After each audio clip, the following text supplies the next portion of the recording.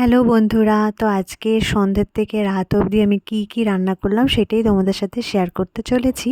তো আজকে সন্ধ্যাবেলা আমার একটু খিদে পেয়েছিল, তা ভাবলাম একটু পাস্তা বানাই।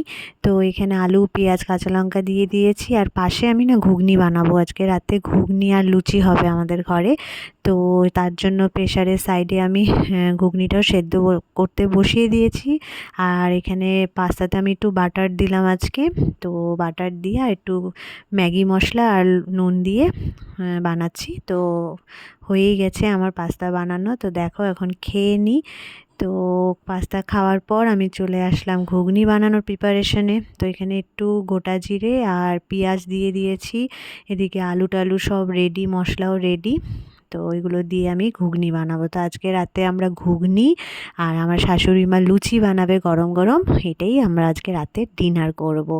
তো মাঝে মাঝে এরকম ডিনার খেতে ভালোই লাগে। একঘেয়েমি ভাত তরকারি আর ভালো লাগে না।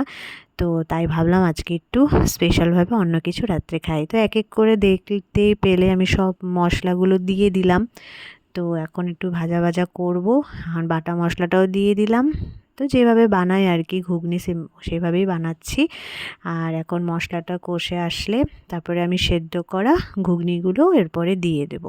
তো তোমাদের কার কার ঘুগনি খেতে ভালো লাগে আমাকে বলো। আমার তো বেশ লাগে ঘুগনি খেতে, খুব ভালো লাগে। আমি নিরামিষভাবেও বানাই, নিরামিষটাও আমার ভালো লাগে। আর পেঁয়াজ রসুন দিয়েও ভালো লাগে। এবার একটু নুন দিয়ে দিলাম, জলও দিয়ে দিলাম। তো এখন একটু ফুটতে দিব। তো এই দেখো ঘুগনি। আর ওদিকে শাশুড়ি মা লুচির প্রিপারেশন করছে। তো দেখো এখন লুচি, ঘুগনি, একটু পাস্তাও নিয়ে নিয়েছি, একটু গুড় নিয়েছি, নিয়ে আজকে আমাদের রাতের ডিনার।